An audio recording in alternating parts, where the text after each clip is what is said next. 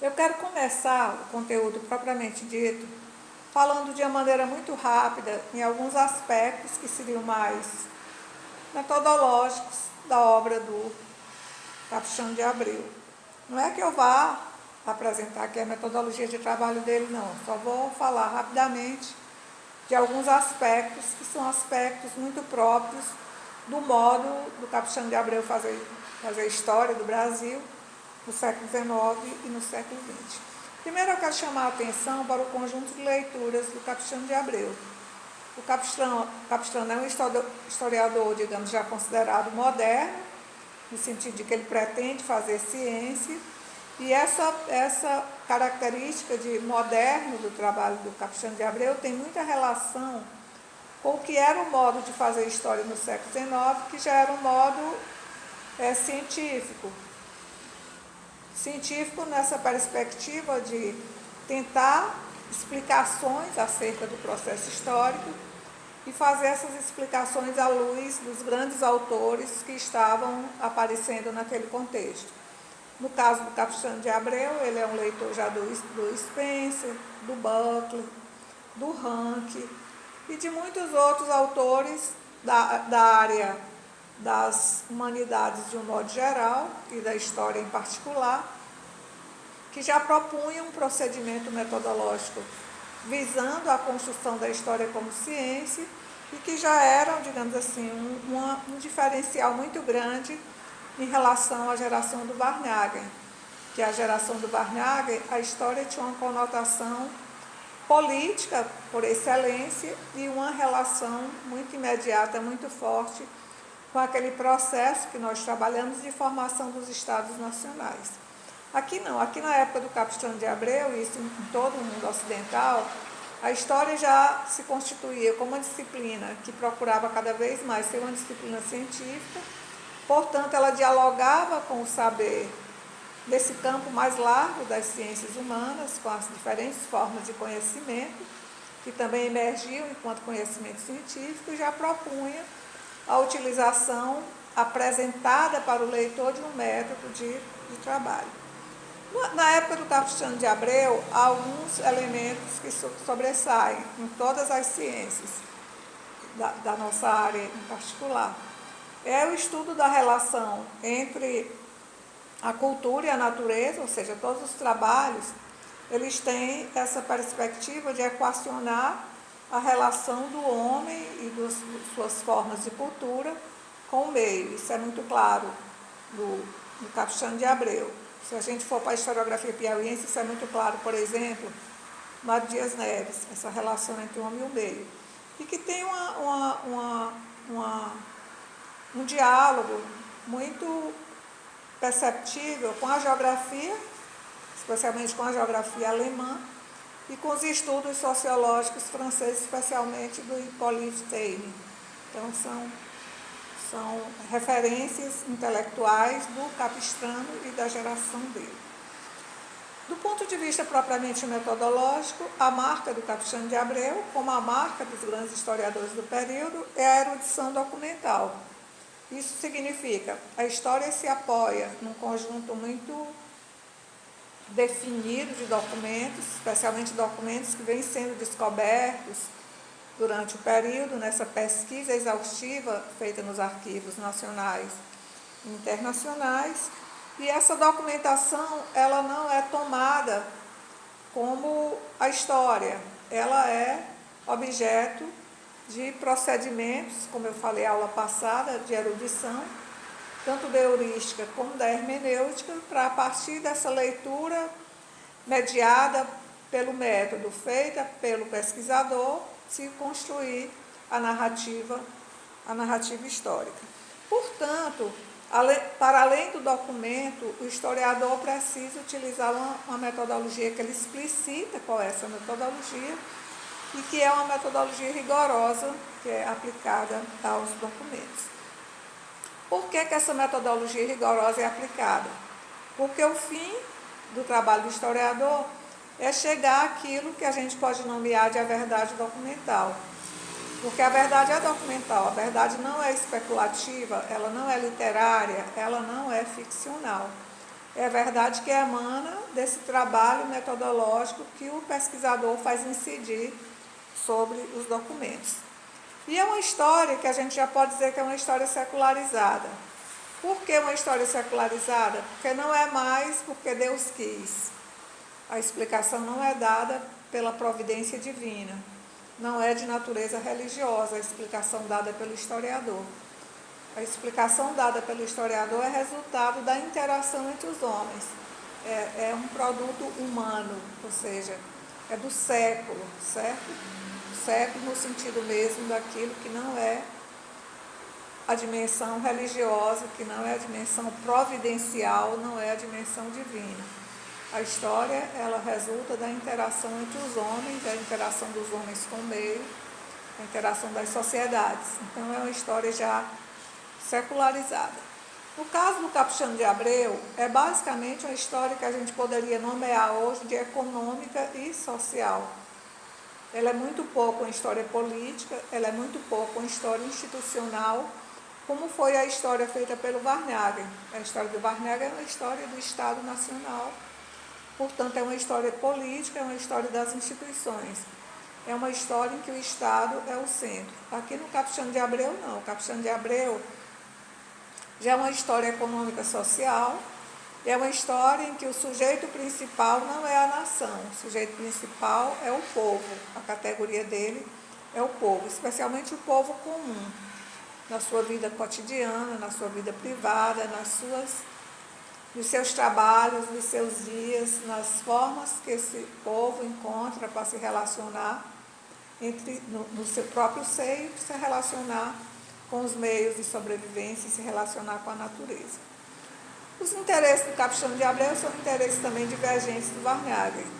Enquanto Varnhagen tinha o interesse de mostrar a continuidade da história brasileira como uma história portuguesa, ou seja, há uma imbricação entre essas duas histórias, elas não são descontínuas, elas são contínuas.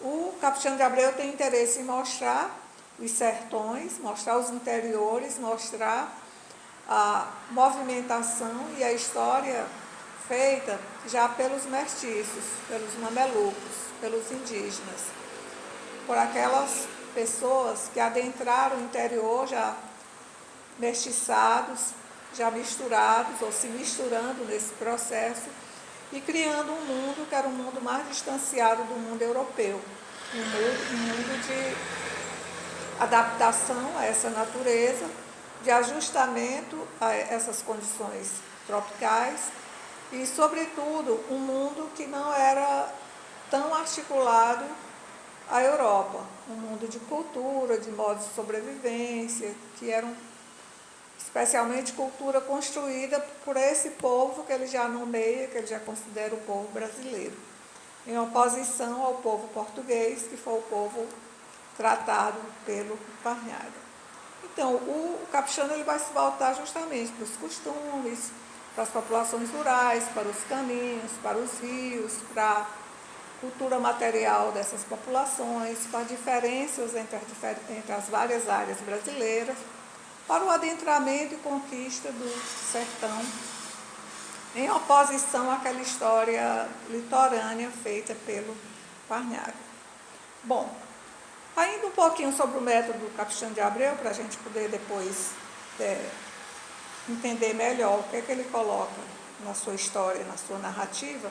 Lembrar que no caso do Capuchinho de Abreu, ele dá muita atenção aos fatos, mas não aos fatos isoladamente, aos fatos construindo uma trama, fatos e tramas que ele apresenta a partir de documentos, portanto de provas, e fatos que ele procura apresentar de maneira consistente, de maneira bem enredada, de maneira bem tramada, mas que são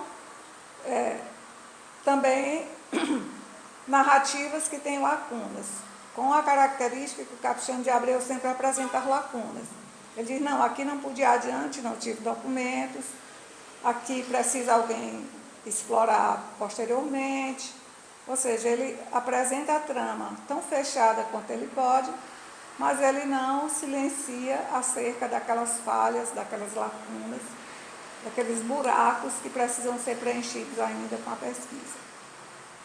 O Capichano busca a verdade documental, ou seja, o que é a verdade documental? É aquela, você apresenta os fatos, apresenta a trama e apresenta no rodapé as provas, as citações, aquilo que vai dar o grau de veracidade àquela trama e que o historiador vai provar, especialmente nos rodapés e com as citações, com esses aparatos de prova que nós conhecemos ainda hoje, por que ele faz aquela afirmação, por que ele assegura que aquilo ali é a verdade histórica.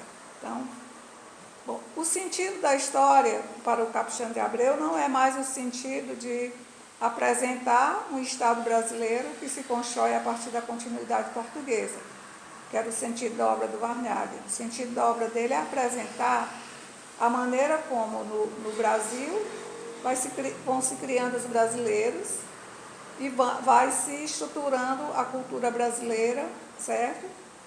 Ou seja, o estudo do Varnhagen é o estudo da construção da brasilidade.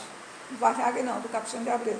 Da construção da brasilidade, ou seja, está interessado no povo e como o povo brasileiro, aqui estabelecido, resultante dessas misturas raciais e culturais, ele vai criando uma identidade própria do Brasil. Então, ele está mais preocupado com isso, mas ele não quer apresentar uma identidade única, uma identidade homogênea. A ideia do Capichano de Abreu é que nesse Brasil brasileiro em formação desde a colônia, há vários Brasis. Ou seja, a ideia dele é sempre de pluralidade, de multiplicidade, de convivência, às vezes nem sempre pacífica, de muitos Brasis nesse mesmo território. Então, ele apresenta praticamente 4 ou 5 regiões brasileiras que derivaram de um processo de expansão próprio e que formaram culturas próprias em diferentes lugares, que é o que nós vamos falar no final da aula, um pouquinho dessas regiões múltiplas encontradas pelo Capichano de Abreu e apresentadas no livro Capítulo de História Colonial. Bom, o Capichano de Abreu é considerado um historiador crítico e revisionista. Por que crítico? Porque ele se posiciona contra aqueles saberes que foram estabelecidos no século XIX, basicamente pelo IHGB e pelo Varnhagen.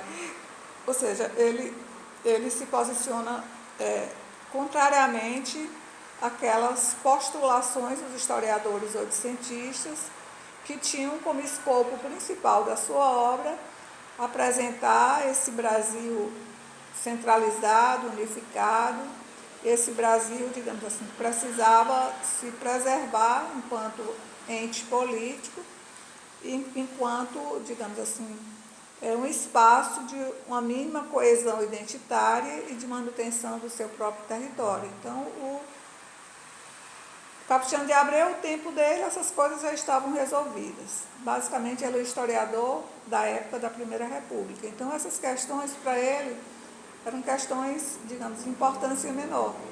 Ele vai se colocar em outra perspectiva, que é justamente apresentar outras possibilidades de escrita do Brasil, para além da questão do Estado e da nacionalidade. O Estado, para o Capichano de Abreu, pesa muito pouco.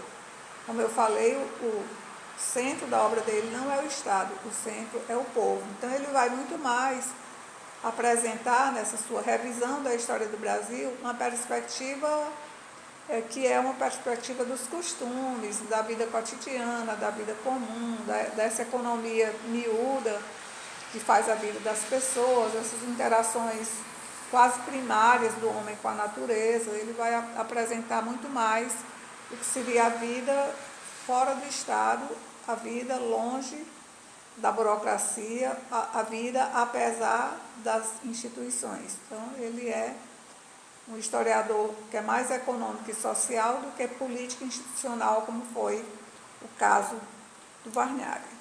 E o Capichano de Abreu vai se voltar para temas que são outros temas, vai enfatizar os estudos indigenistas, não na perspectiva do Varnhagen, de mostrar o funcionamento das tribos, mas muito mais no sentido de tentar compreender a cultura e a linguagem, vai recolocar a questão principal do Varnhagen, que é a questão da identidade, que o Varnhagen liga à cultura europeia e o Capistrano de Abreu liga às culturas autóctones, liga, digamos assim, a vida dessas populações mais misturadas do ponto de vista da cultura e mais, digamos, coloniais. E ele vai enfatizar em todos os seus livros o que seria, digamos, o arcabouço principal, talvez, da história do Capistrano de Abreu, seja o fato de ele estudar o Brasil através dos seus caminhos, através da penetração para o interior, através da conquista do sertão e a partir, digamos assim, da movimentação dessas populações comuns em busca da sobrevivência. Então, é como se a gente, acompanhando a história feita pelo Capistrano de Abreu, a gente fosse entrando pelo interior do Brasil, para Minas Gerais, para São Paulo, Mato Grosso, Goiás, o Sul, propriamente dito, para grandes regiões amazônicas, para o Nordeste pecuário, etc. Aí vocês percebem que eu não falei da cana-de-açúcar, porque a história do Capistrano de Abreu ela não é preocupada de forma nenhuma com o mundo açucareiro, com o mundo litorâneo. Ela se volta de fato para o estudo dos sertões, especialmente dos sertões pecuários. Então, esses aspectos assim, bem genéricos da obra do Capistrano de Abreu, para a gente poder entrar no assunto principal da aula, que eu vou primeiro comentar de maneira bastante breve o que é o conteúdo do livro Capítulos de História Colonial, certo? E depois eu vou comentar esse arcabouço principal da obra do Capistrano de Abreu, que é mostrar a história do Brasil conforme ela vai acontecendo nas diferentes áreas dos sertões brasileiros. Porque o Capistrano de Abreu chama de sertão, não o sertão nordestino como se fala hoje, mas os sertões, naquele mesmo sentido que depois o Sérgio Buarque de Holanda vai assumir nos livros dele, que são as regiões interioranas desconhecidas, habitadas pelos índios, regiões que ainda não eram, digamos, conhecidas pelos brasileiros que estavam em formação, especialmente esses mestiços que adentravam os interiores. E o sertão dele, na verdade, ele vai até as fronteiras com o mundo das repúblicas latino-americanas, ou seja, o Brasil, do ponto de vista do Capistrano de Abreu, tem duas grandes divisões. O litoral, que ele não se interessa, de forma nenhuma, pouco trata dele, e o sertão, que é praticamente todo o território brasileiro, que ele vai construir pela primeira vez uma história que abrange, que conecta, que articula e que integra na narrativa todo esse Brasil imenso que foi conquistado durante a colônia e também durante o período imperial, através dos acordos de limites que vieram a nos favorecer de alguma maneira. Bom, então, vamos capítulo a capítulo, comentando um pouco o livro Capítulo de História Colonial. Primeiro eu vou falar um pouquinho do livro. Esse livro é resultado de uma encomenda feita em 1905 pelo Ministério da Aviação e Obras Públicas para compor um livro que seria de propaganda do Brasil, de propaganda da indústria brasileira. O Capistrano de Abreu ele é convidado a escrever a parte histórica, apresentar a parte histórica do Brasil. Ele tinha um número, digamos, de páginas delimitado para escrever o texto e tinha também um número de meses relativamente, no máximo foi 1 ano que ele usou fazendo esse livro, para fazer esse texto que seria e foi publicado num material produzido pelo Ministério da Aviação e Obras Públicas. E que depois o Capistrano pegou e transformou em 1907 nesse livro, que é a primeira edição, portanto, de 1907. Segunda edição em 1928, Eu não sei quando aconteceu a terceira edição, mas a quarta foi em 1977. Essa aqui é a quarta edição, que foi toda a obra do Capistrano de Abreu, organizada pelo José Honório Rodrigues.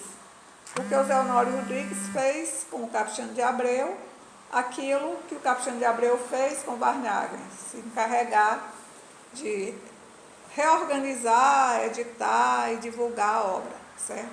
Então aqui, em 1977, o José Honório Rodrigues editou toda a obra do Capistrano de Abreu, inclusive os 3 enormes volumes da correspondência dele.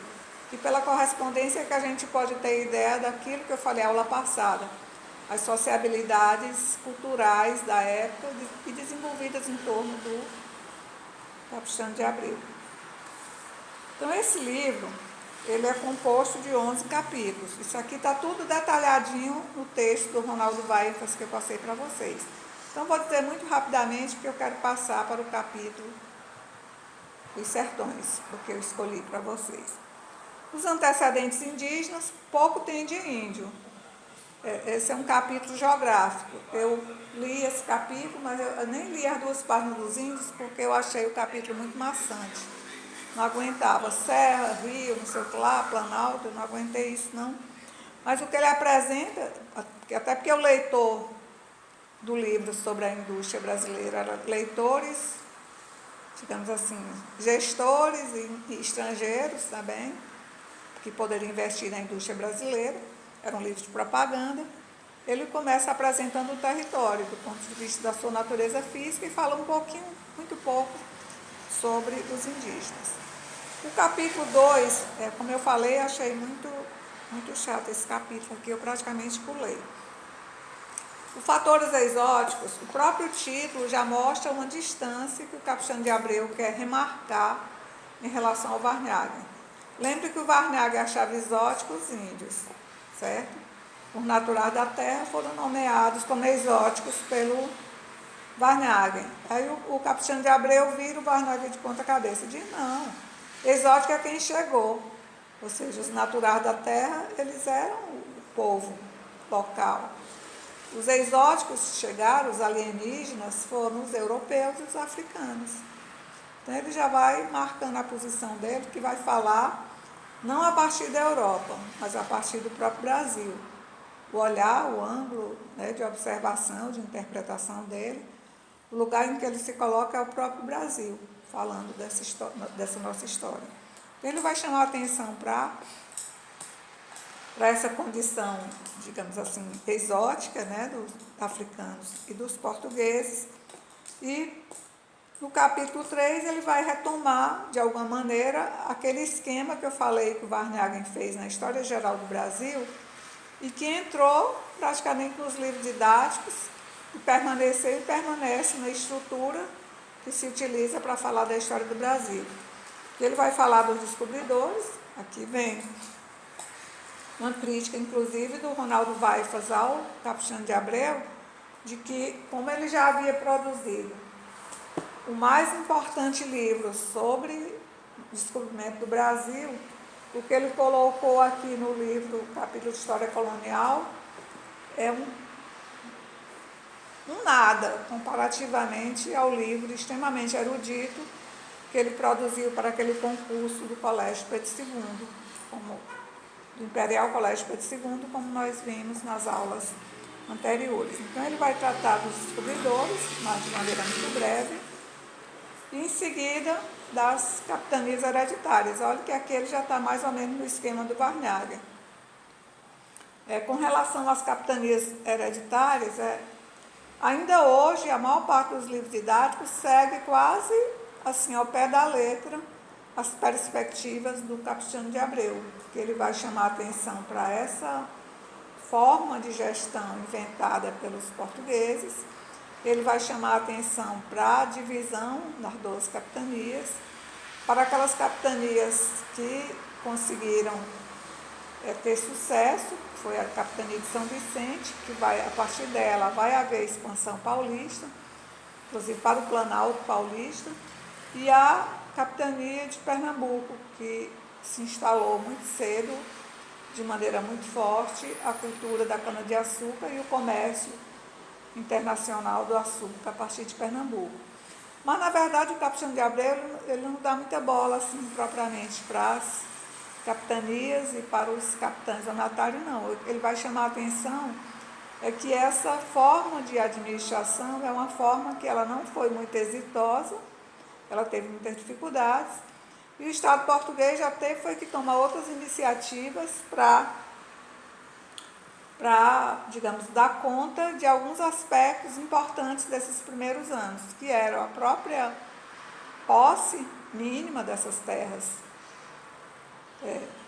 coloniais, há uma convivência tanto quanto possível pacífica com os índios e, sobretudo, a criação de uma estrutura capaz de impedir a tomada desses territórios pelos seus concorrentes europeus, especialmente os franceses.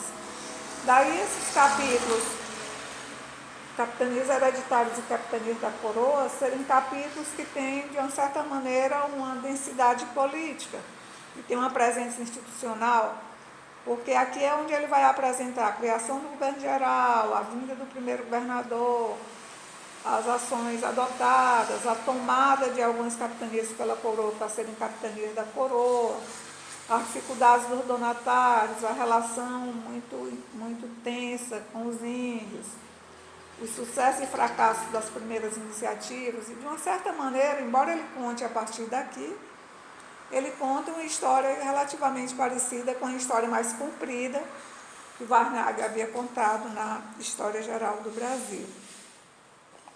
E o Capistrano de Abreu se demora um pouco nessa instalação dos primeiros portugueses e essas primeiras misturas, digamos assim, de povos e essas primeiras iniciativas aqui, porque ele vai precisar chamar atenção para outros aspectos da geopolítica mundial, embora ele não fale, o Capistrano não está interessado, digamos, ele pouco fala no que está acontecendo fora do Brasil, porque ele chama atenção para os aspectos mais da vida cotidiana das populações locais, mas é porque ele vai chamar atenção para mudança de contexto no que diz respeito ao que avançou na interiorização das populações em função desse contexto. Dizendo de outra maneira, o que o Capistrano de Abreu vai chamar a atenção? Vai chamar a atenção que a União Ibérica ela vai ser fundamental para a gente entender o que acontece no Brasil do ponto de vista da grande presença francesa, das invasões holandesas, certo? De toda uma movimentação dos países europeus no sentido de enfraquecer maximamente o domínio espanhol, certo? E como o Portugal e o Brasil pertenceram à Espanha durante 60 anos, isso vai ter efeitos muito perceptíveis na história do Brasil do ponto de vista do Capistrano de Abreu. Isso vai fazer com que a gente compreenda as invasões francesas, as invasões holandesas, certo? A expansão das fronteiras na direção do mundo espanhol, da colonização espanhola, mas isso, digamos assim, vai dar uma enorme movimentação no interior da própria colônia.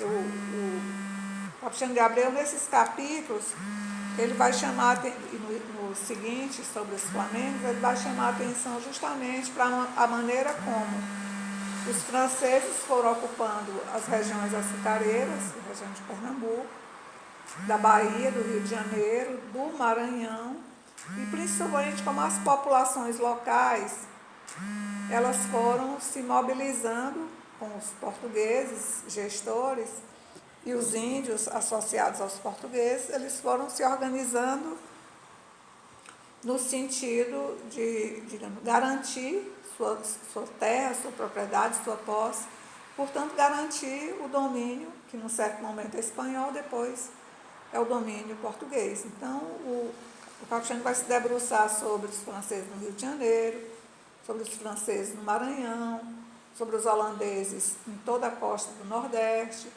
e vai chamar atenção para essas interações das populações locais no sentido, digamos, de expulsar esses outros alienígenas, esses outros exóticos.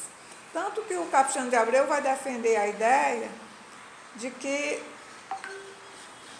parte do século XVI e do século XVII não daria para afirmar que o Brasil seria português ou francês, no caso, quando ele trata das invasões francesas.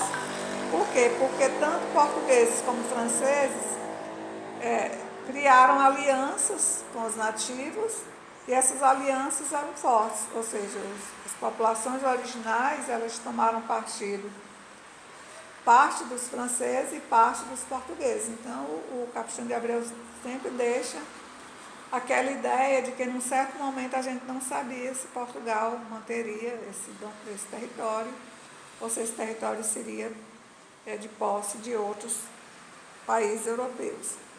Ele vai também tratar das invasões flamengas, né?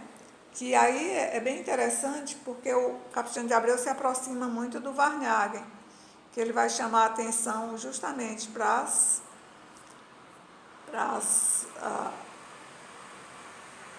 os arranjos que os colonos fazem, tanto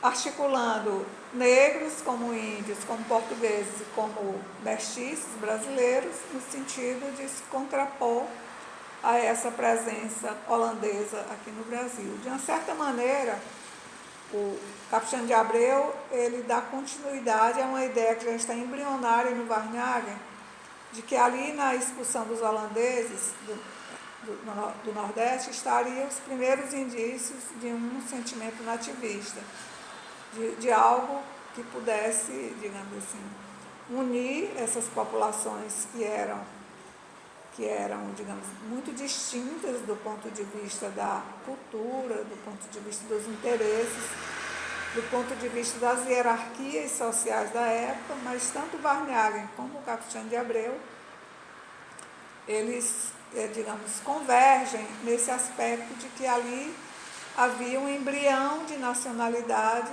um embrião, digamos assim, de identidade local em construção.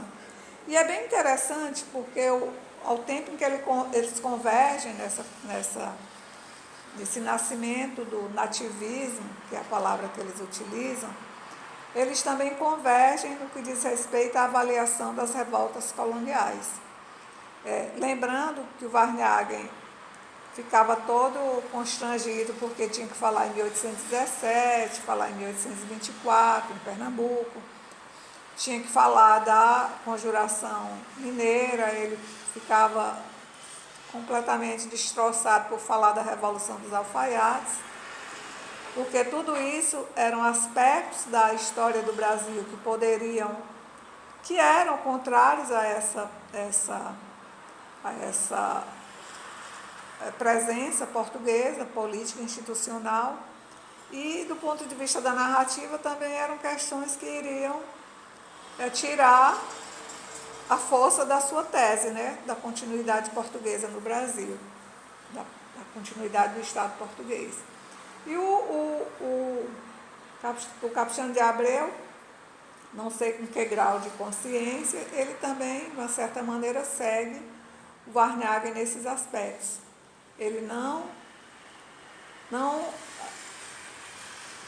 aceita aquela ideia da força, do poder, da importância dos conjurados mineiros. Ele pouco dá bola para Tiradentes, ele, digamos, os traidores, ou seja, aqueles que comunicaram a Portugal essas movimentações mineiras, ele apenas nomeia como traidores mesmo. Então, ele não tem nenhuma simpatia por essas movimentações coloniais, mas não no sentido da defesa portuguesa. É muito mais no sentido da maneira como o Capistrano de Abreu compreendia a história. Porque para ele a história não era da imaginação, das ideias, das vontades. Para ele a história era a história dos fatos, a história daquelas coisas que aconteceram e que repercutiram nas outras coisas. Então ele vai mais, já Paulo, ele vai mais ou menos esse negócio de fazer poesia, de ficar fazendo reuniãozinha em casa, conversando. Isso não é revolução. Revolução é quando se pega as armas e se vai à luta e tem pessoas que aderem e isso tem resultados. Pode falar, Paulo. Paulo, pode falar. Ele não dá muito destaque para as revoltas do período colonial, principalmente por causa que elas não se confirmaram, porque só ficaram na conversa. Porque ele é um historiador, digamos assim, muito, não sei nem se a palavra existe com esse sentido, Paulo, não é muito fático. Ou seja, são os fatos, não os pensamentos. Ele é um historiador dos acontecimentos, não das ideias, entendeu? Ele está muito pouco preocupado com as imaginações, com as ideias, com as ficções, com as vontades. Ele falta dizer assim, é coisa de literato, é coisa de poeta. Ele diz, qual foi a repercussão que teve? Não tinha um fuzil, não tinha uma bala, não tinha uma arma, não tinham grupos adesos, não teve movimentação, não derrubaram ninguém, só conversaram. Então ele reduz totalmente a importância da conjuração mineira, né? Da Inconfidência Mineira, mas não é no sentido do Varnhagen, não. O Varnhagen é porque ele queria colocar na história dele, na narrativa dele, que diminuísse a presença portuguesa, certo? Ou enfraquecesse, do ponto de vista narrativa, o poder do Estado português. O Capistrano é mais uma questão de o que ele considerava história, eu diria que é mais uma questão metodológica mesmo, certo? Conceitual. O que ele considerava história? Aquilo que acontecia, tanto que ele faz uma história como se fosse mais da cultura material e da cultura vivida, da interação cotidiana. Ele acha importante apresentar, digamos, um caboclo pisando milho no pilão, mas ele não acha importante apresentar, digamos assim, a reunião dos inconfidentes, planejando uma revolta que não houve, porque ela foi abortada. Então ele disse, bom, não aconteceu, ficou naquilo ali mesmo, não tinha uma arma, não tinha um exército, não tinha, não estava no Rio de Janeiro, não derrubaram ninguém, ele não valoriza de forma nenhuma. Agora, embora ele não desenvolva, ele valoriza 1817, que teve mesmo movimentação, teve uma repressão também muito, muito grande, né? 1817 em Pernambuco. Ele valoriza também as ações de expulsão dos franceses, de expulsão dos holandeses, mas é porque ele é dos fatos, dos atos. É um historiador das ações, não é historiador digamos, das ideias, das vontades, dos projetos. Nesse sentido, ele faz a mesma coisa que o Varnhagen fez, dá nota 0 para a Inconfidência Mineira. O 0 do Varnhagen parece que foi até melhor. E isso era muito estranho no momento em que ele fazia esse silenciamento, porque vocês sabem que a República Brasileira ela criou o mito do Tiradentes. O Tiradentes é um emblema republicano inventado. Há uma invenção dessa tradição. O Zé Murilo trabalha muito bem naquele livro dele. Sem ser o Bestializados, aquele da capa prateada, como é o nome do livro, está até aqui no plano de curso. Trabalha muito bem essa questão da invenção dos símbolos republicanos. E o Weifel chamou até a atenção. A formação das almas. Formação das almas. Formação das almas tem vários capítulos sobre essa temática da invenção do imaginário republicano no Brasil, que foi uma luta e nem pegou. Pegou para lá, mas para cá mesmo não pegou, não. Assim, Tiradentes não tem muito valor aqui, não. Na maior parte do Brasil não tem valor, não, como símbolo. Apesar de que ele está no sul, em muitos lugares. Mas o Capistrano de Abreu estava na contramão dessa construção ideológica da República. Enquanto havia um esforço enorme por parte do Estado de criar esse símbolo republicano, na figura do Tiradentes, o Capistrano de Abreu estava escrevendo o livro dele lá e dizendo, não, isso aqui não cabe nem na história. Isso aqui praticamente na história é. Então, nesse aspecto, ele se aproxima do Varnhagen. Ele se aproxima do Varnhagen em vários pontos. Tanto que os estudiosos do Capistrano de Abreu, eles dizem que o esforço do Capistrano de Abreu de se afastar do Varnhagen foi muito grande. Mas não quer dizer que ele teve sucesso. E, na verdade, ele nem poderia ter, porque a história escrita, ela resulta dos contextos. E o contexto dele é em seguida ao contexto do Varnhagen. Ou seja, a história não muda, a cultura não muda, a forma de escrita não muda assim da água para o vinho, não. E nem aquela pessoa que escreve, ela domina tudo que ela escreve. Muita coisa, digamos, é quase ditado pelo tempo. Foi o caso do Capistrano de Abreu. O capítulo principal é o sertão, que é o que eu vou conversar sobre ele mais detidamente. Esse capítulo sertão, ele daria até um livro pequeno e um livro extraordinário, porque ele consegue fazer uma liga, que é uma liga, a gente lendo assim o livro parece que é simples, mas não é. Ele faz uma liga muito complexa na escrita dele, não só do ponto de vista de articular as regiões, apresentar o processo de expansão propriamente dito, como se fosse o caminhar dos povos na direção do oeste, mas ele ainda consegue fazer isso mostrando a base, que é a natureza, aquilo que foi dado àquele que está se movimentando, aquele homem que está se movimentando, mas ele também consegue assim, contar a história mostrando diferentes dimensões da vida das pessoas, da vida cotidiana.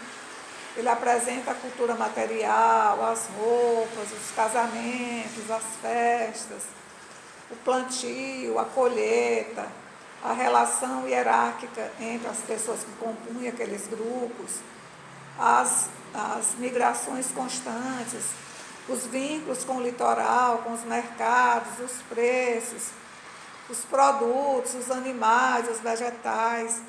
É uma história que ela é contada de uma maneira integrada que é dificílima de fazer. E a história, principalmente desse capítulo dos sertões, é uma história extraordinária, que ele consegue mostrar o Brasil todo do ponto de vista territorial, mostrar as diferenças nas diferentes regiões, os lugares de onde emanou o processo colonizador em várias regiões do Brasil, e consegue dar uma dinâmica também do ponto de vista histórico, ou seja, ele não corta o tempo para fazer uma narrativa sincrônica, ou seja, contando só um período, ele conta também como as coisas foram mudando ao longo dos séculos. Então, aparentemente, é um livro pequeno, de 300 páginas, aparentemente é um livro onde faltam várias coisas, mas é um livro extraordinário do ponto de vista do que era possível conhecer e escrever sobre o Brasil no começo do século XX, quando a tradição historiográfica era a tradição de Varnhagen e a tradição do IHGB. E é uma tradição, digamos assim, muito colada ao que seria mesmo a formação e a continuidade do Estado brasileiro via modelo português. Aqui não, ele consegue dar uma guinada muito grande no sentido de mostrar o Brasil acontecendo aqui dentro desse território e mostrar as pessoas que compunham aquele Brasil, as pessoas comuns. Porque no livro do Capistrano de Abreu não tem assim muito nome de gestores, de rei, de ministros, não. E não tem também muito nome de pessoas, não. Não é uma história personalista. É uma história mais numa dimensão coletiva. São os processos mais gerais que são apresentados.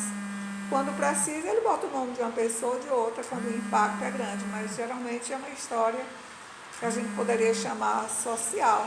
Uma história da sociedade se movendo, se constituindo, se transformando, de pessoas e modos de viver que vão se expandindo, que vão migrando, que vão interagindo com outras situações e com outros grupos sociais. É bem uma história social mesmo, o que não era o tipo de história feito no final do século XIX e no começo do século XX.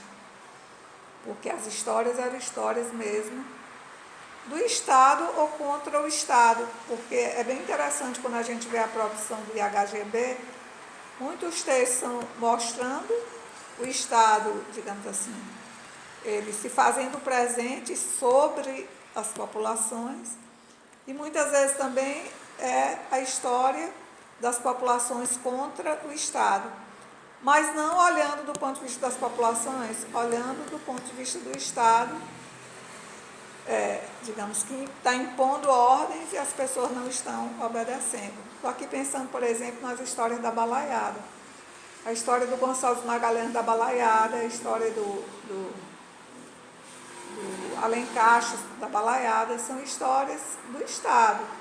Mas assim, de como o Estado estava tentando conter os povos, certo? São mais história do Estado contendo os povos, ou seja, reprimindo, do que propriamente a história do povo não aceitando aquela forma de Estado. Isso aqui que eu estou dizendo é simples, mas na verdade é uma inversão. Uma coisa é você olhar de cima, outra coisa é você olhar de baixo.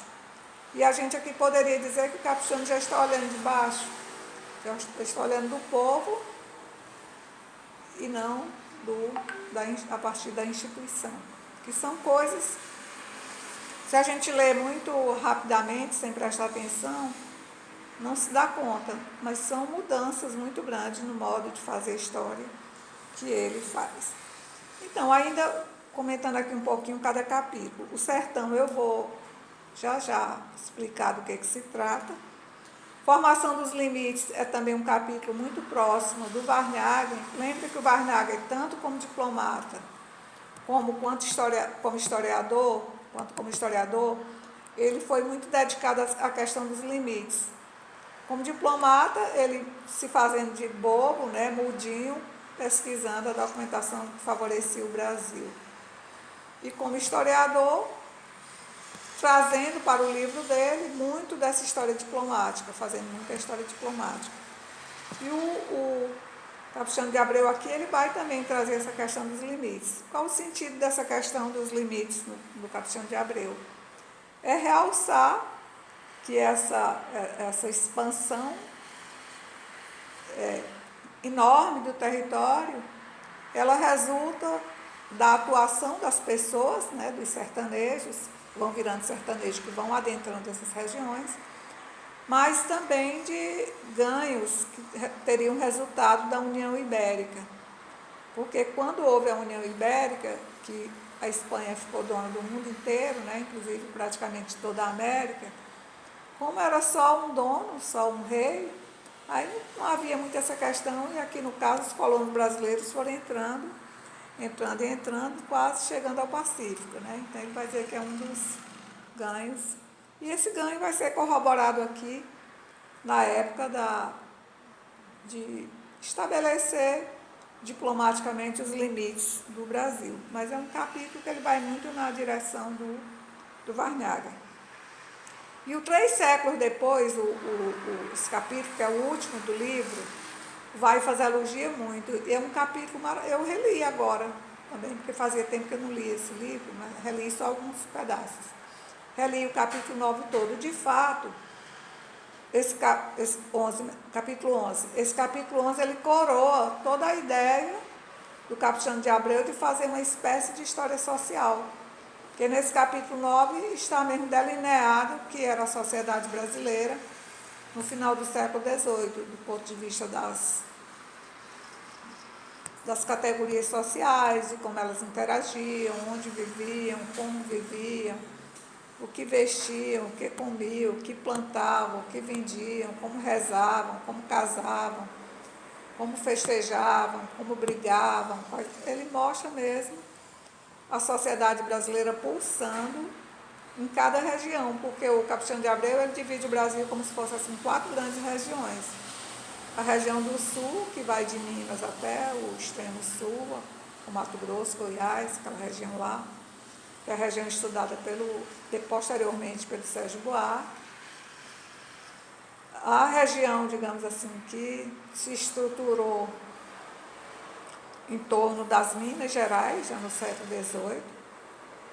A região que seria hoje do Nordeste, que ele coloca Pernambuco como o centro da expansão, mas é Pernambuco e Bahia, que vão dar o contorno a essa região até parte do Maranhão, e a expansão que ele atribui a Pernambuco, mas é uma expansão independente, de uma certa maneira, do Maranhão e toda a região amazônica, porque todo o processo, digamos assim, de ocupação, de articulação e mesmo de administração desde o período colonial vai do Maranhão até o extremo das regiões amazônicas, que eram regiões que tinham até uma relação muito própria com a Europa, porque o intercâmbio entre o norte do Maranhão até o Amazonas e, digamos, do Rio Grande do Norte, Pernambuco, até o Rio de Janeiro, eram interações diferentes.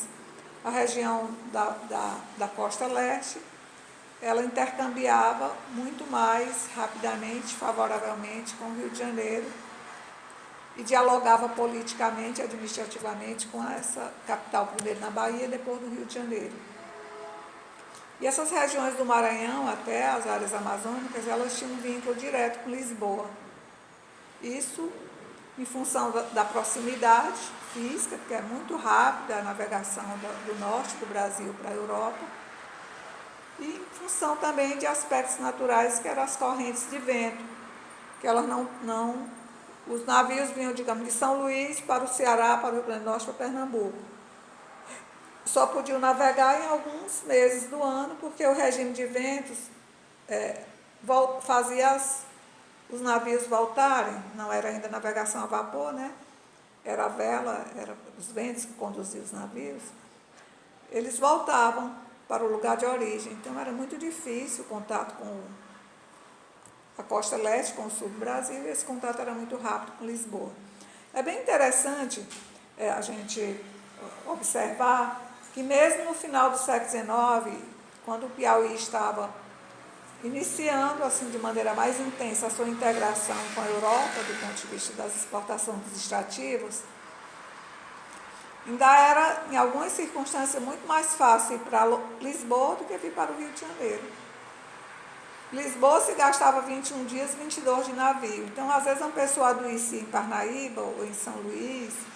Aqui, né, falar de situações que eu conheço de famílias dessas regiões, era muito mais interessante se tratar na Europa do que se tratar em outro lugar do Brasil. Na Bahia ou no Rio de Janeiro, onde tinha as faculdades de medicina, a medicina estava um pouco mais avançada.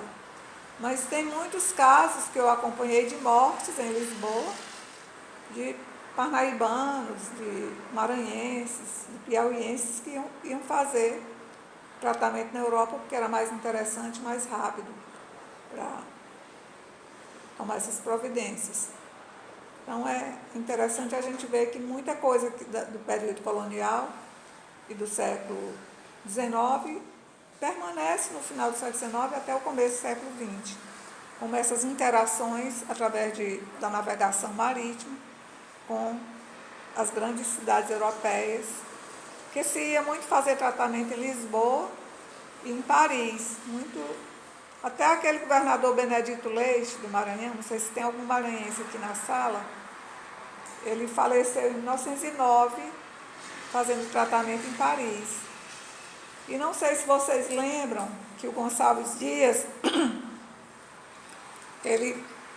nas viagens que ele fazia para o Instituto, eram viagens também de cura, ou seja, ele também ia atrás de médicos para a doença dele, que eu suponho que fosse tuberculose, mas não posso assinar embaixo não, porque eu não vi isso escrito em lugar nenhum.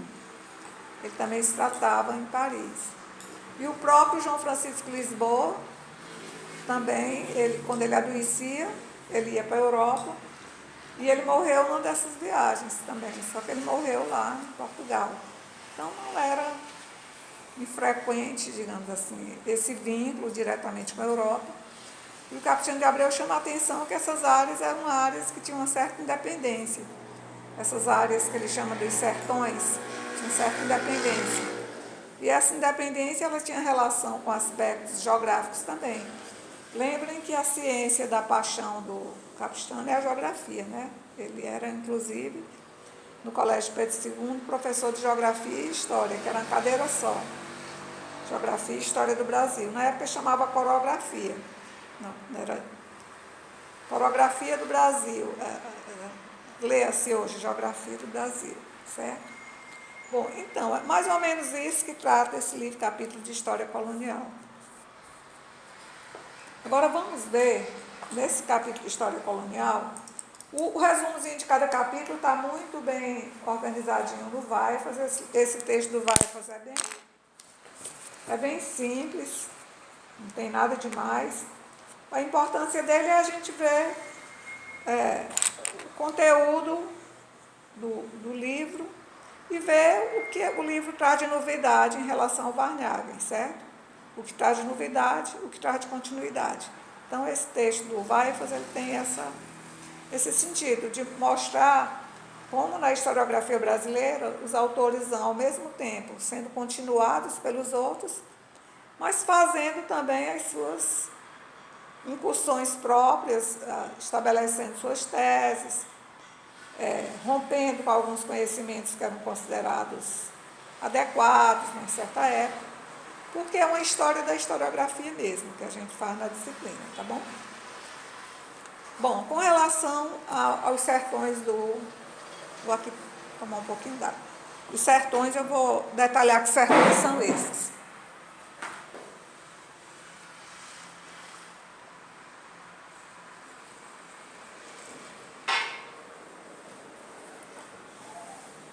Bom, essa temática dos sertões, ela é considerada a temática mais importante na obra do Capistrano de Abreu. É considerada aquilo que ele trouxe de novo para a historiografia brasileira, e era, digamos, novíssimo na época que ele escreveu. O que ele escreveu, digamos, ele construiu, ele inventou, ele estabeleceu não só esses fatos, mas ele estabeleceu um modo novo que expandiu muito o que se sabia sobre o Brasil à época. Ou seja, ele não só agregou território, certo, como fatos, situações, perspectivas, certo? Mas ele, digamos, acrescentou aquilo que já se sabia da história do Brasil, muitas coisas que não se falavam, mesmo que falasse, não era de maneira articulada, não era compondo uma narrativa historiográfica, eram, digamos, ensaios particulares, aquelas informações constavam em documentos esparsos, em manuscritos. E o Capistrano de Abreu, à medida em que ele foi fazendo aquele seu trabalho de erudição, descobrir manuscritos, editar livros, estabelecer fontes, elaborar catálogos, publicar autores coloniais, descobrir autorias, à medida em que ele ia fazendo esse trabalho que a gente chama de erudição, ele ia descobrindo um Brasil novo, que é esse Brasil que ele apresenta nos livros dele, e que é um Brasil que está bem, digamos assim, acrescido em termos historiográficos a partir do seu trabalho. Bom, então, eu vou apresentar para vocês quais são esses sertões do Capistrano de Abreu. Vamos começar pelo que eu chamo aqui de os sertões do Sul. O que são esses sertões do Sul? São os sertões que se originaram da expansão promovida pela capitania de São Vicente. Uma daquelas capitanias que prosperaram, a capitania do Tomé de Souza, né? Tomé de Souza, não,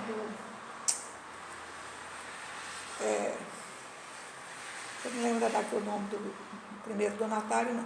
Mas essa conquista do sertão do Sul, ela tem, digamos, como centro São Vicente, o litoral, e Planalto de Piratininga, né, onde hoje está a cidade de São Paulo. Essa capitania de São Vicente, ela se expandiu a partir de muitos caminhos por terra, mas, sobretudo, de caminhos pelos rios.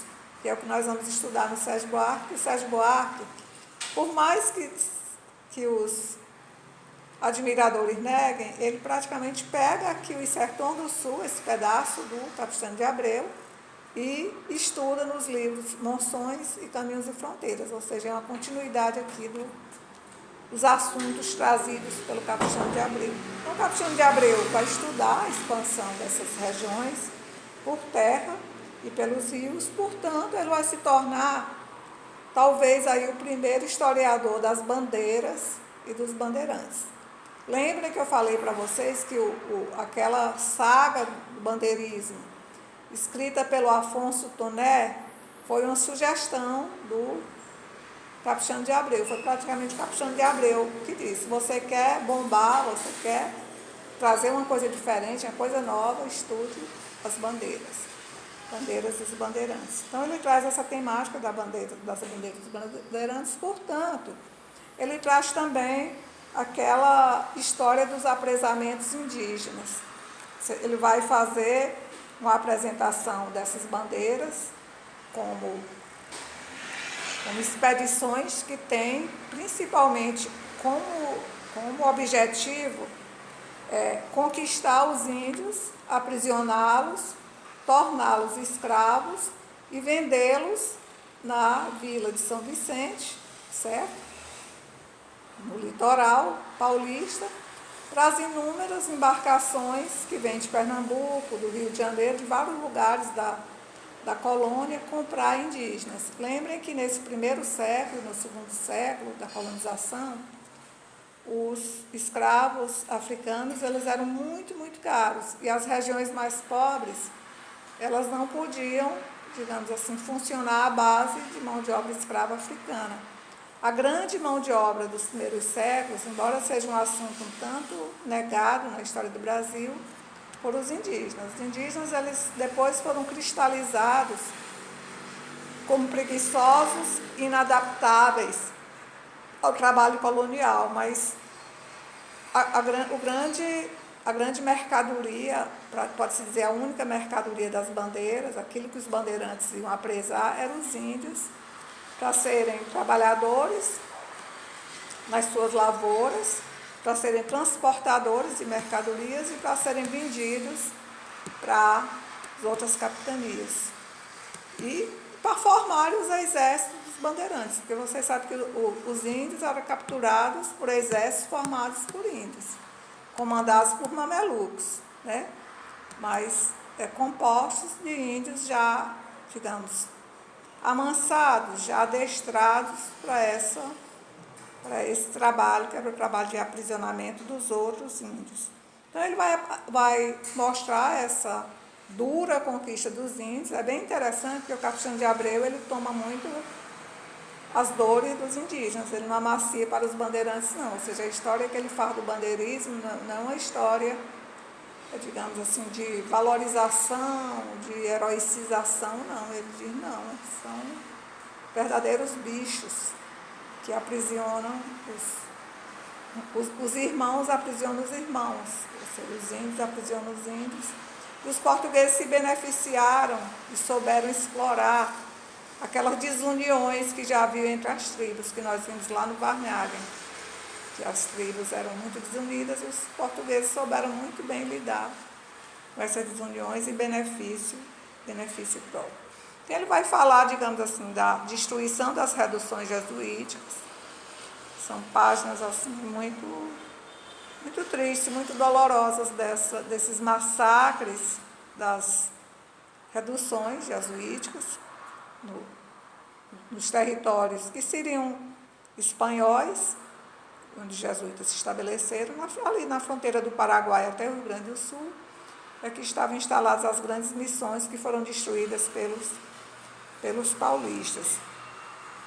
E ele vai apresentar também os modos de viver dessa região de São Paulo, desse núcleo de expansão, que são marcados, digamos, por essas formas violentas de acesso às populações indígenas aos seus trabalhos, mas também por uma fantasia muito forte de descoberta de ouro. Ele vai chamar a atenção para as primeiras descobertas de ouro feitas no próprio região que seria hoje São Paulo, e no Paraná, aquela região de Paranaguá foi uma das primeiras regiões auríferas, e que isso teria dado um certo conhecimento aos paulistas dos territórios com possibilidades de ter minas de metais preciosos, o que vai ser importante depois na conquista da região das Minas Gerais, que era uma região paulista de princípio, e uma região cuja mineração foi iniciada e descoberta pelos paulistas. Ele vai chamar a atenção também para o fato de que nessa região de São Vicente e São Paulo em torno, nessa região, digamos assim, do Sertão do Sul, começaram a se formar também grupos especializados em abrir espaços no resto do Brasil para a instalação de atividades econômicas. Vai chamar a atenção para os convites que eram feitos da Bahia e de Pernambuco aos paulistas e seus troços, era assim que chamavam o exército dos paulistas, para irem combater os índios bravos, para abrir espaço para a instalação das fazendas e também para a dizimação dos quilombos. Lembrem do Domingos Jorge Velho e o quilombo dos Palmares. Ele foi convidado, foi pago, ele e suas tropas, para virem, digamos assim, destroçar quilombos, entre eles o quilombo dos Palmares. Então ele faz essa história bem articulada do Sertão do Sul, com a expansão a partir do apresamento da destruição das tribos indígenas na região de Mato Grosso, de Minas Gerais, de Goiás, do que seria hoje o Paraguai, Rio Grande do Sul, que tudo era área, digamos, desses sertões do Sul, e as diferentes atividades que eram exercidas, quase todas em torno do apresamento indígena, da venda de escravos indígenas, da utilização desses indígenas no apresamento de outras tribos, na abertura de terras para fazendas pecuárias no Nordeste e para o controle, e para a destruição dos quilombos que eram em grande número na região do Nordeste à época. Vou chamar de Nordeste para facilitar, viu, gente? Eu sei que não deveria, mas é porque fica difícil a gente falar de uma geografia do passado, quando a gente já tem uma terminologia de compreensão mais clara. Então, isso aqui seria o Sertão do Sul, que ele trabalha, digamos, do ponto de vista da ocupação, da geografia, das ocupações, dos grupos populacionais, da economia, do fluxo, dessas populações exercendo diferentes atividades em várias partes da colônia, porque São Paulo em si era pobre de maré, o entorno de São Vicente, São Paulo, aquela região ali de São Paulo para baixo, era uma região em ocupação, é uma região que não dispunha de recursos suficientes para sustentar e enriquecer essas populações iniciais. Outro sertão que o Capistrano de Abreu apresenta é o sertão que corresponderia ao estado do Maranhão, dentro daquela terminologia da colônia, estado do Brasil, estado do Maranhão, e as capitanias do norte, que foram sendo progressivamente conquistadas, o Pará, o Amazonas, toda a região que hoje compõe a região norte do Brasil, ela está aqui incorporada ao estado do Maranhão. O estado do Maranhão, incluindo o estado atual do Maranhão, até parte do Piauí, um pouquinho do Ceará também. Ele vai chamar a atenção para a ocupação e as primeiras administrações, sendo que no início da colonização é a região do Maranhão atual a mais importante, mas à medida em que a colônia vai se desenvolvendo, essa importância do Maranhão de São Luís, ela passa para Belém, para o Pará e para o resto do Amazonas. Em função de alguns aspectos que nós vamos falar aqui, o Maranhão propriamente dito, São Luís e o seu entorno, ficou no plano secundário por conta da grande ocupação e expansão das atividades na região que a gente poderia chamar de região amazônica. E aqui ele está num território digamos assim, confortável para ele. É justamente apresentar os caminhos dessa expansão, esses caminhos que são especialmente os caminhos através dos rios. Ou seja, se no Sertão do Sul os caminhos são, no início, muito caminhos por terra, aproveitando as estradas indígenas já existentes e o conhecimento indígena, aqui nos sertões do estado do Maranhão, as estradas são estradas móveis, diria o Sérgio Buarque. São estradas fluviais. E o grande produto também são os indígenas. Nesses primeiros séculos, o produto, esse negócio de pau-brasil e papagaio não vale nada. O que valia mesmo era o grande apresamento e a grande utilização da mão de obra indígena. O que eu falo para vocês que ainda é uma coisa muito silenciada na história do Brasil. Então, a captura dos indígenas, por um lado, indígenas que foram profundamente utilizados e que morreram aos milhares pelos primeiros colonos e que só houve, digamos assim, uma redução da mortandade quando Portugal estabeleceu, digamos, praticamente um monopólio do uso da mão de obra escrava pelas companhias religiosas. E as companhias religiosas, elas se instalaram em quantidade muito grande em toda a região amazônica. A primeira fase dessa colonização amazônica é uma fase que é feita pela igreja, através das companhias religiosas, que funcionavam também como companhias de comércio. Grande comércio de especiarias, né, de produtos que eram produtos nativos, conhecidos, usados pelos indígenas e que entraram no circuito europeu, né? Foram sendo instituídas como mercadorias também de venda na Europa. Mas, para além, digamos, dessa ocupação que visava o aprisionamento indígena e visava a utilização e a transformação em mercadoria dessas drogas amazônicas, houve um processo que o Capitão de Abreu chamou muita atenção para ele, que foi o processo de grandes lutas pelo domínio do território, porque aqui Espanha e Portugal tiveram que enfrentar muito frequentemente os ingleses, os holandeses e os franceses. Franceses, ingleses e holandeses, todos queriam, digamos, o domínio daquele território. As lutas foram muito constantes.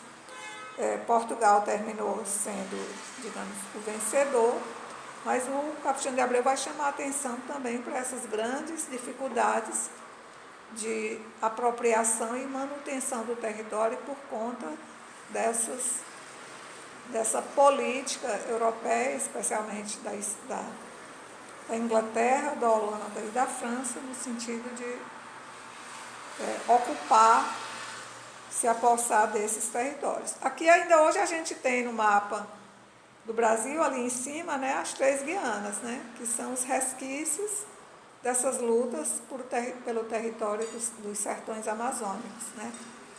Aqui, sertões mesmo no sentido de interiores, certo? Não no sentido de seca, nada disso. Ele não tem esse conceito, não. O conceito dele é aquele mesmo conceito do Euclides da Cunha. O sertão é o que não é o litoral. O sertão é o contrário do litoral. É digamos, o Brasil profundo, o Brasil oeste, o Brasil desconhecido que está se estendendo na direção oeste. Então, ele vai chamar a atenção para que os holandeses já tinham se estabelecido em São Luís, né? E não só em São Luís, mas em toda a costa do Ceará, em Pernambuco, na Paraíba, na Bahia, ou seja, que essas regiões já tinham sido regiões de incursão de estrangeiros, e que isso colocava Portugal o tempo todo, digamos, atento a essas invasões e tentando achar formas de estabelecer, no tempo das capitanias donatárias mais fortes, e ajudar na preservação dessas áreas. Porque essa área ela tinha aquele aspecto que eu já falei aqui de dificuldades de integração com o resto do Brasil, com o chamado Estado do Brasil, por conta do regime de ventos. Então, terminava que essa região ela tinha um vínculo mais imediato, mais direto, mais próximo com a Europa, mas havia muita dificuldade assim, de defesa do Estado do Brasil para defender o Estado do Maranhão. Terminava que o vínculo era um vínculo mais direto com Portugal. Ele vai chamar a atenção para a importância dos rios nessa grande conquista do sertão, especialmente para a importância dos jesuítas, que conseguiram fazer amizades com os indígenas e, de uma certa maneira, os jesuítas eles teriam favorecido a continuidade, a dominação portuguesa nessas regiões do Grande Norte, que era uma região que tinha características muito próprias. Uma demografia muito rala, ou seja, pouquíssimas pessoas para um território imenso, e dificuldades, digamos, de adaptação desses índios como mão de obra. Quem foi que foi feliz nessa adaptação? Foram as companhias religiosas, especialmente os jesuítas, porque eles não botavam os indígenas para ser aquilo que eles não eram. Ou seja, eles utilizavam essa mão de obra muito bem, mas naquilo que os indígenas já faziam. Eles eram coletores, eram conhecedores dos rios, das florestas, dos usos dos produtos, e eles eram colhedores, eram coletores desses grupos. Ou seja, não foram forçados a ser agricultores com uma disciplina, com horário, com rotinas, com repetição incessante das coisas. E ele chama a atenção justamente para essa adaptação, especialmente a essa coleta das chamadas drogas do sertão, a caça e a pesca. Ou seja, os indígenas continuaram dentro da sua própria cultura, só que agora trabalhando para os interesses portugueses, considerando, gente, que Estado e Igreja era a mesma coisa, né? Então, o Estado delegava a parte da sua burocracia, entre aspas, digamos assim, que era a burocracia da parte religiosa. Então, ele vai apresentando a expansão do domínio português sobre esse norte, como ia acontecendo e como Portugal conseguiu expandir maximamente a fronteira nessa direção amazônica, que teoricamente eram regiões espanholas. Ele vai mostrar, digamos que essa região, ela tem esses aspectos próprios da ocupação. A ocupação se dá muito na direção norte, perdendo o que seria o Estado do Maranhão hoje, a sua prevalência. Mas ele também, assim, agrega a esse sertão norte amazônico parte do que seria as regiões do atual Nordeste, o Estado do Maranhão propriamente dito, o Piauí, parte de Pernambuco e da Bahia. Ele vai chamar a atenção que enquanto essa expansão acontecia em função das drogas e dos índios no norte, emendado com essa região, acontecia um outro processo, que era o processo cada vez maior de abertura de caminhos que ligavam o Estado do Brasil ao Estado do Maranhão, que ele considera que foi o aspecto mais importante da vida da colônia, foi essa abertura de caminhos, essa integração das diferentes regiões, e mostrando que no Maranhão, no Piauí, Ceará, Pernambuco, essa região mais nordeste oriental, já havia não só um grande esforço de abertura de caminhos, como um número muito acentuado já de fazendas de gado. Ou seja, os caminhos eles não eram abertos em regiões que eram ainda originariamente regiões indígenas. Já eram regiões que estavam sendo progressivamente ocupadas pelas fazendas de gado, que já tinha, mesmo de maneira dispersa, ocupação de espaços por populações que vinham do leste. Que vocês devem lembrar, em História de Formação Econômica do Brasil, que no século XVII, quando a decadência da economia canavieira, aquelas famílias, populações, aos milhares, elas foram andando na direção oeste, se engajando não apenas na economia dos currais, mas também na economia dos sítios, se tornando populações que sobreviviam a partir da agricultura familiar, da utilização da própria natureza, mas que eram pouquíssimo articuladas ao comércio internacional que marcava o litoral brasileiro, o litoral da cana-de-açúcar. E o mais importante do capítulo, pelo menos que eu achei, né, que escolhi pelo meu gosto, mas eu acho que também é o gosto da maior parte dos leitores do Capistrano de Abreu e dos críticos. O capítulo chamado O Sertão Pecuário. Olhem com atenção essas páginas que eu dei para vocês, parece que só foram 13. Ali é o primeiro texto que mostra o sertão pecuário. Se vocês olharem com atenção os livros de história do Piauí que vocês já leram, do Odilon Nunes, da Tânia Brandão, do Solimar Oliveira Lima, do Pereira da Costa, vocês vão ver que boa parte daquilo que está lá se beneficia do trabalho do Capistrano de Abreu de montar essa estrutura da história do Nordeste pecuário. Então é um capítulo muito rico, é um capítulo muito novo na história do Brasil, muito dele mesmo, que revela aquilo que o Capistrano de Abreu conseguiu, digamos, juntar, produzir, a partir de uma quantidade imensa de documentos acerca da história dessa região, que ainda não era uma história contada. Porque o Varnhagen não tinha praticamente tratado de mineração, nem de bandeirismo, nem de criação de gado, porque a história dele era uma história mais ligada a esses sucessos litorâneos e à presença maior portuguesa defendendo o litoral. E o Capistrano de Abreu não, o Capistrano de Abreu entrou pelo interior, trouxe esses temas, ele praticamente inventa o tema do bandeirismo, inventa o tema da mineração, inventa o tema da pecuária. Muito da história do Brasil é invenção aqui desse momento, desde os anos 1890, feita pelo Capistrano de Abreu. Então ele vai apresentar as fazendas de gado do sertão. Ele divide esse sertão pecuário em 2 sertões.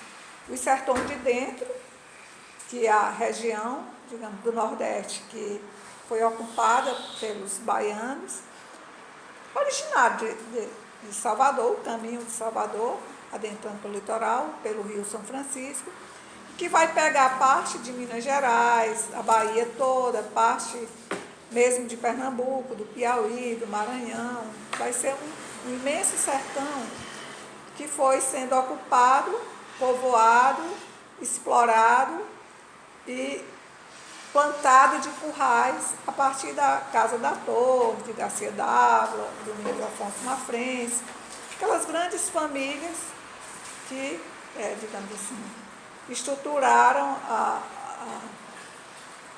economia pecuária nesse chamado sertão de dentro, que seria do São Francisco para cima, até parte do norte de Minas Gerais, e entrando para cá, para o oeste, até parte do Maranhão, especialmente a região de Patos dos Bons.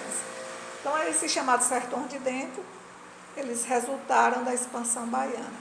E os chamados sertões de fora, que seria do Rio São Francisco para cá, na nossa direção, pegando parte do Piauí, do Ceará, de Pernambuco, Paraíba, Rio Grande do Norte. Essa região que ia, digamos, se a gente estivesse em Recife, olhando para o sertão, a parte direita, de Recife para a direita, pegando região desses atuais estados, seria a área de expansão pernambucana, dos currais pernambucanos, chamado Sertão de Fora. Esse ponto aí do Sertão de Fora, no Capistrano de Abreu, foi que deu aquela briga que eu falei aula passada com Oliveira Lima, historiador, diplomata pernambucano, por conta das grandes lutas pernambucanas para estender o território de Pernambuco. Na direção da Bahia, ou seja, da outra margem de São Francisco, que eles se sentiam espoliados e se sentiam, digamos, sendo punidos pelo fato da Revolução de 17 e 24 ter sido centrada lá em Pernambuco. Eles achavam que era punição política, queriam expandir o território na direção da Bahia. Não conseguiram, mas eles, de uma certa maneira, acusaram esses estudos do Capistrano de Abreu de terem atrapalhado essas negociações para expandir o território pernambucano. E o Capistrano de Abreu vai trabalhar esses sertões de dentro, esses sertões de fora, certo? E vai fazer o que seria a história do processo de ocupação, com a limpeza dos indígenas, com a expulsão desses indígenas pelos paulistas que eram contratados, a ocupação dos paulistas que deixam de ser, do ponto de vista dele, despovoadores e passam a ser povoadores, porque do ponto de vista da narrativa do Capistrano de Abreu, os paulistas iam para cá para debelar, para extinguir, para extirpar os quilombos e para limpar as áreas, mas muitos não voltavam, eles se encantavam com a possibilidade de serem fazendeiros, pediam sesmarias e ficavam aqui mesmo. Então ele vai chamar a atenção para essa expansão paulista para cá.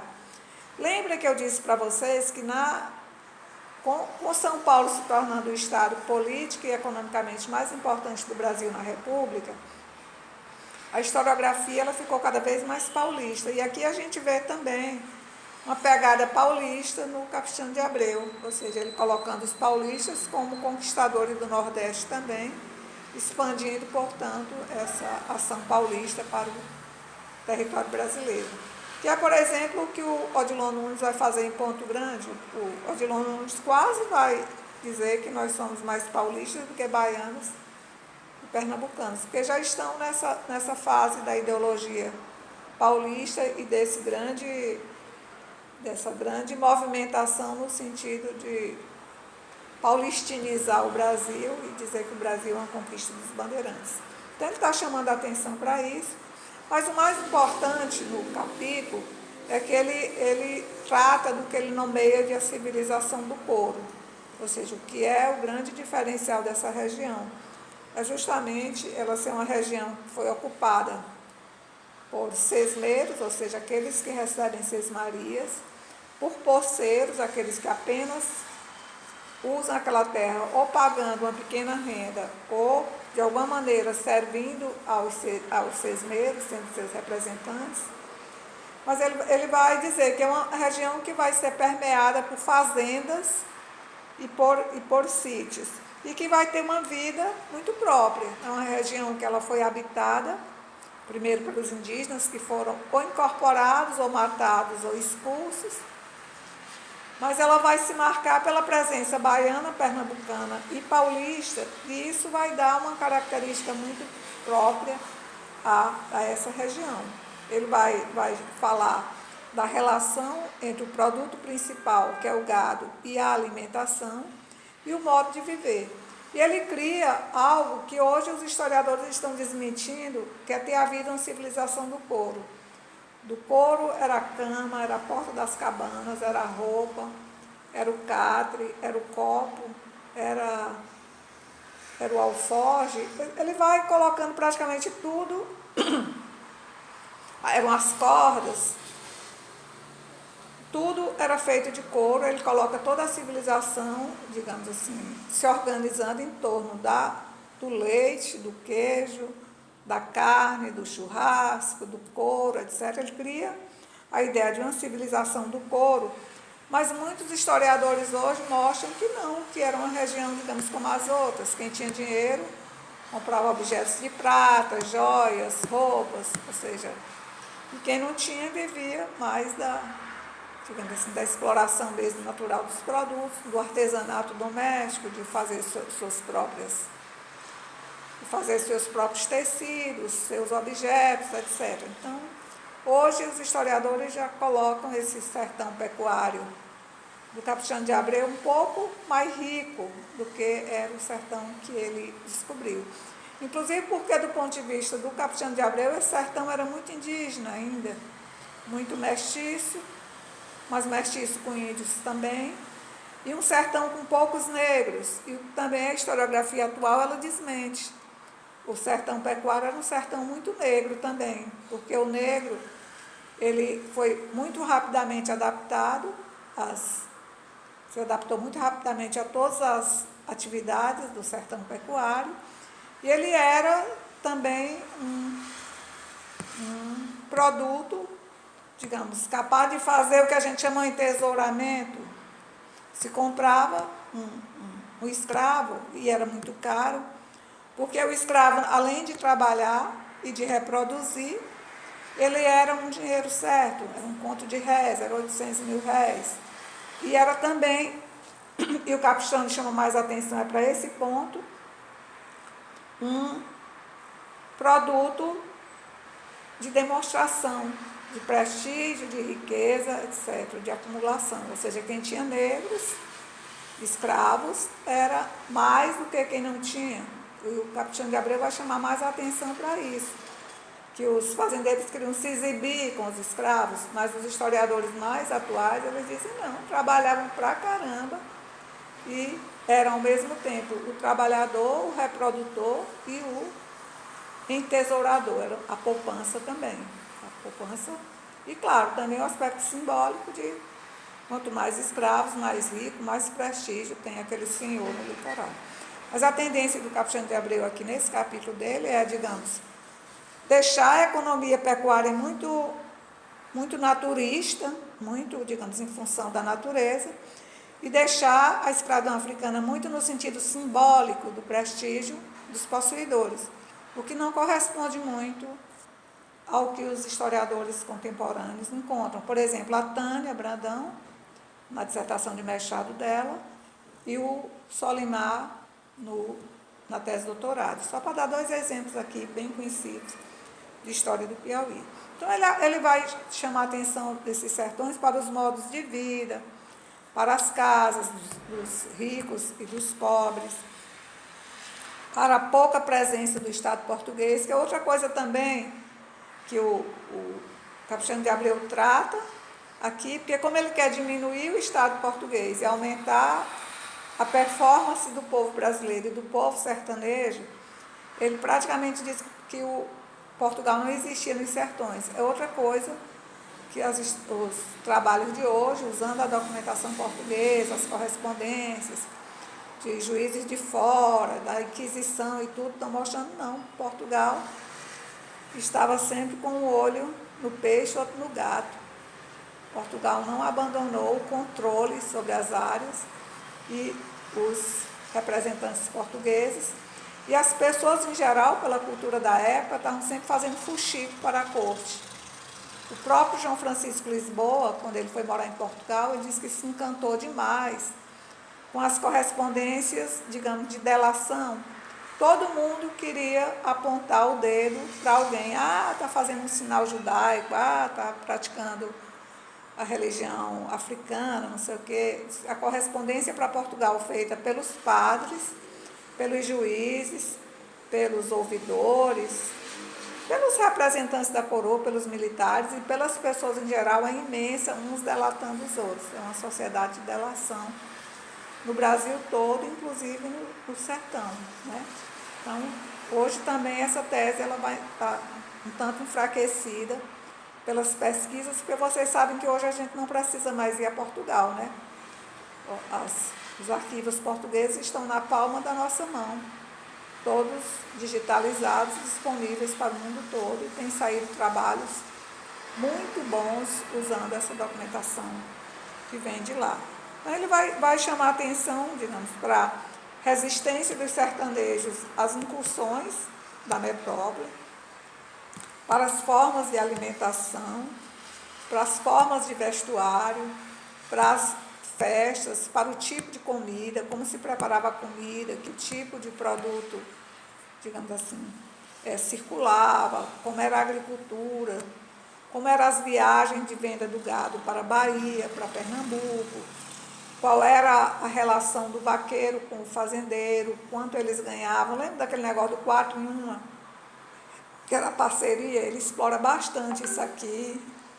Então ele apresenta um quadro assim, muito complexo da sociedade, da cultura,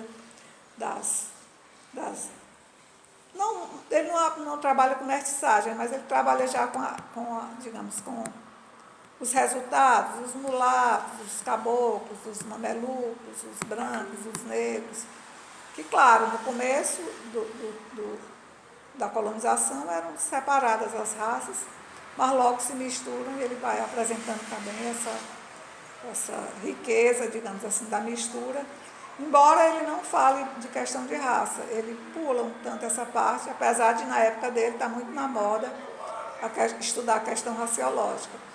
Mas ele estuda mais a questão cultural, ou seja, ele apresenta principalmente o que seria a hibridização cultural que está acontecendo no sertão, resultando no que ele chama o tipo mais perfeito do brasileiro, o tipo verdadeiramente brasileiro. Ele achava, o Capistrano de Abreu, que aqui no sertão do Nordeste tinha se chegado ao fim da mistura, ou seja, aquilo que era o caboclo do sertão nordestino no começo do século XX é o que seria o povo brasileiro no futuro, depois que caldeasse tudo, misturasse tudo. Diz que o tipo brasileiro mesmo seria o tipo nordestino. Então ele apresenta um cenário muito rico, muito interessante. A gente já discorda de várias coisas, mas a arquitetura do conjunto é uma arquitetura ainda muito forte e que foi ele que criou em relação ao sertão. Ele apresenta ainda o sertão das Minas, vou falar rapidamente por causa do horário, que ele vai mostrar que essa ilusão do ouro é uma ilusão que acompanha todo mundo que vem para a colônia desde o início, e isso tem relação com as crenças da época. Quais eram as crenças da época? Era que quanto mais a leste, mais rico seriam as jazidas. Então a ideia era, se na área espanhola foi achado aquele tanto de prata, aquele tanto de ouro, aqui no Brasil, que era mais a leste, era só procurar, que teria mais do que lá. Ela diz que essa ilusão, esse falso conhecimento em relação aos minérios, as crenças da época, eles teriam incentivado muito, incentivado no primeiro momento os paulistas, né, os habitantes da capitania de São Vicente, que tinham tido até a sorte de achar pequenas jazidas minerais no território de São Paulo, no que seria hoje o Paraná. E que depois eles tinham feito uma procura mais organizada, até porque tinham recebido um incentivo muito grande da coroa portuguesa. Não incentivo em dinheiro, em recursos, em técnica, digamos, em instrumentos de trabalho, não, mas em prestígio. O rei de Portugal tinha mandado pedir que os paulistas se empenhassem nessa procura. E na época, o rei praticamente era Deus. Deus pediu, e isso ajudou muito do ponto de vista do Capistrano de Abreu a organizar essa procura pelo ouro. E o ouro foi sendo descoberto em Minas Gerais, em Goiás, em Mato Grosso, no Paraná, pelos paulistas. Tanto que é por conta disso que tem aquela guerra dos Emboabas. Não sei se vocês lembram, né, quando estudaram no primário, a Guerra dos Emboabas. Ela ocorre entre os descobridores paulistas que achavam donos e as outras pessoas de Portugal e do Brasil que afluíram para a região das Minas, porque não achavam que os paulistas eram donos das Minas. Então, essa Guerra dos Emboabas acontece lá. Porque o Capistrano de Abreu não é muito de falar também nas guerras intestinas, não, nas guerras interiores, não. Mas ele chama a atenção para os emboabas, por conta dessa disputa entre os colonos pelas áreas mineradoras. E ele fala também dos mascates, Guerra dos Mascates, quando ele vai apresentar a disputa entre Recife, que era uma área, digamos, mais portuguesa, comercial, era parte do comércio de Pernambuco, e Olinda, que era a parte mais dos grandes fazendeiros de cana, né, dos grandes senhores de engenho e da igreja, e o lugar das famílias mais prestigiadas. Então, porque ele vai também tratar disso. E mais um ponto que ele trata nessa parte dos sertões é que ele apresenta bem detalhadamente, comentando o livro do Cultura e Opulência do Brasil, do Andreoni, que a gente conhece como Antonil, livro do Antonil, que foi ele que descobriu o manuscrito que tinha sido proibido de circular no século XVIII, começo do século XVIII, e que fez a atribuição de autoria e organizou a edição. E ele comenta o livro, que faz parte daquela trabalho de erudição do Capistrano de Abreu, que é pouco falado. Ele traz esse livro porque ele vai apresentar a maneira como Antonil via a riqueza do Brasil no século XVIII e vai, de uma certa maneira, trazer aquela ideia de que Portugal proibiu o livro, não porque o livro não deveria ser conhecido na Europa. Portugal alegou que o Antonil estava entregando o Brasil para a cobiça europeia, pela descrição das riquezas. Aí o Capistrano de Abreu disse, não foi por isso não, que a Europa estava cansada de saber da riqueza do Brasil. Foi para os brasileiros não descobrirem que eles eram ricos e não se sentirem incentivados a se separar de Portugal. Então, o Capistrano de Abreu sempre tinha uma explicação assim diferente das explicações correntes. Certo? Bom, eu vou ficando por aqui, vou fazer a chamada. Na próxima aula eu vou comentar os textos do Sérgio Buarque de Holanda e mostrar para vocês assim, a continuidade, vou tentar, do Sérgio Buarque de Holanda, historiador dos sertões, com o que o Capistrano de Abreu trouxe de novidade para a história do Brasil, porque são muito próximos. Embora, quando vocês leem um livro de historiografia, geralmente o estudioso não aponte esses nexos, mas quando você lê o livro de um autor e o livro de outro, você sabe que ali, às vezes eles nem citam muito, mas ali está a continuidade de um trabalho anterior, que foi o que aconteceu com o Sérgio Buarque de Holanda em relação ao